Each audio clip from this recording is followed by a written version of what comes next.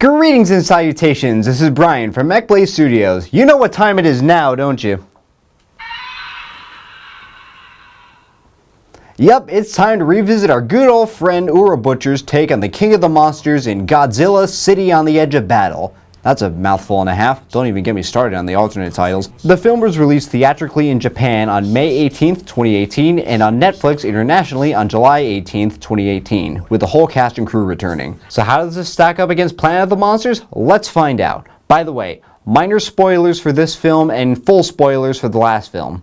When we last left our hot-blooded protagonist Haruo, he and his team seemingly succeed in destroying Godzilla, only to find out that it's a spawn of the original Godzilla, Godzilla Earth, who proceeds to wipe out most of the landing team. Haruo wakes up being attended to by a humanoid called a Hotua, a being that appears to have succeeded humanity on Earth. The rest of the landing team encounter more Hotua, and after clearing out the misunderstandings and language barriers, the Bilu Saludo, those Ganondorf guys that didn't do anything last time, discover that the arrowheads the Hotua use are made of nanometal, a substance that the Bilu Saludo use in their weapons and mechs, as well as the defunct Mecha Godzilla.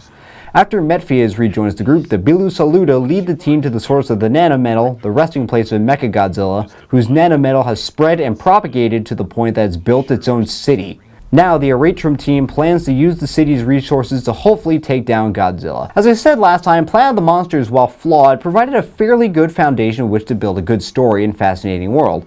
If there's one thing City at the Edge of Battle, okay, there's no way I'm saying that over and over. Let's just call the first one Planet and this one City. If there's one thing City excels at, it's world building, this time focusing on what's been happening on Earth as a result of Godzilla taking over, outside of just simple overgrowth. The nanometal spreading from Mechagodzilla is a neat parallel to Godzilla's cells taking everything else over. There's also quite a few moments in the third act that remind the audience exactly who's writing this film. Given that Toho announced the final part of the trilogy almost immediately after the release of City, and the fact that this is part 2 of a trilogy anyway, there's really only one way this could end, but I won't just go out and say it right now.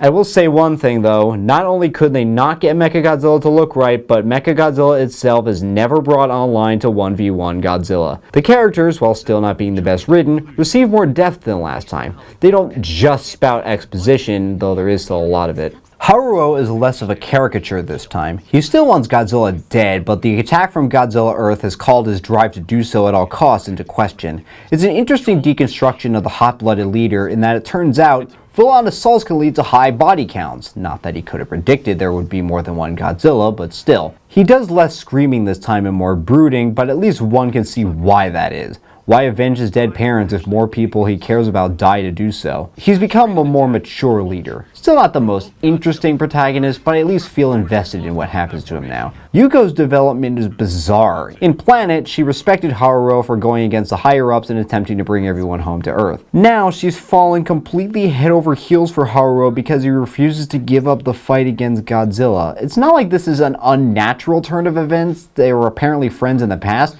but it's odd in the time frame we're presented with. City appears to take place a few days, if not immediately after Planet, and the female drone we're presented with in Planet is now doing this after 2 conversations. Yeah, that's the face I made too.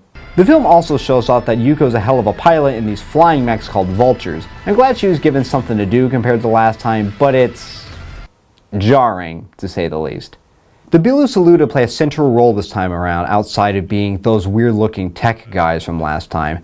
While the Exiv, who still appear here but not as often, focus primarily on spirituality and religion, the Bilu Saludo focus primarily on science and technology. Personality-wise, they're quite prideful, often looking down the other Eratrum races for being more primitive than they are. Because they're the focus of the film, I can't say too much more than that without getting into spoilers, but I can say that this personality disconnect creates some effective moral ambiguity as the film reaches its climax. The actual Bilu Saludo characters don't really have much to them, unfortunately. Galagu's the clever leader, and Belube is the reasonable teammate. These characters existed last time, but they had so little screen time I actually thought they were the same character at one point. I'm glad we got to explore them more this time. Adam is a biologist. He's amiable. Moving on. Mechbladestudios is as mysterious as ever. It's still not clear what his true intentions are, though if it's to convert the other species to the Exiv religion, I think he's got that covered already. He does seem to legitimately value Haruo as a friend, despite Haruo's reluctance to worship the Exiv god. Mechbladestudios seems to take more of a back seat in this film, though it's heavily implied that he'll get more focus next time. The Hotua are sadly underused. They've got enhanced agility and strength, abilities granted to them by evolving in such a hostile environment. They seem to worship a great egg and make other vaguely religious bird references. The only named Hotua we get are Mayana and Miyana. They seem to be able to catch on to other languages with enough memorization. They also look upset when this happens.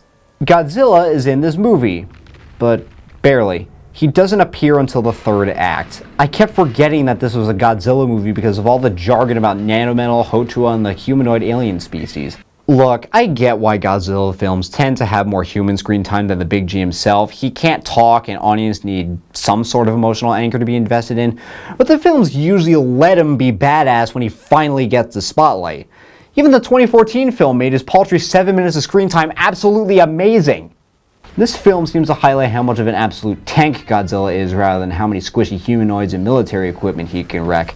Wow, for the number of monsters said to appear in these movies, he really doesn't fight any of them, does he? I'm split on the aesthetics here. The art style is still nice and the fights are still smooth, though maybe a bit hard to follow at times, but the talking scenes are still choppy, albeit a bit smoother, and everything besides the Hotua village and the fire scenes is bluish gray. The characters seem more emotive this time, both with body language and voice acting. The soundtrack is split between techno and classical, with the classical bits sounding like they could plausibly be from the older films, and Xii, XII, whatever, gives us another awesome credits song, The Sky Falls. Shame they can't come up with any neat insert songs besides that. Overall, I give Godzilla City on the Edge of Battle a 6 out of 10. It is an improvement over Planet of the Monsters. All the characters and species get more depth, and Ura Twist gives the movie a much needed kick in the ass, and the animation is still fairly good with the fights and slightly improved in talks. However, there are large stretches of info dumping and nothing happening. Godzilla only appears in the third act. Mechagodzilla remains dormant the whole time. Some characters are still hilariously thin, and the animation is still choppy, and it feels like nothing was accomplished, though that might have been intentional given who's writing.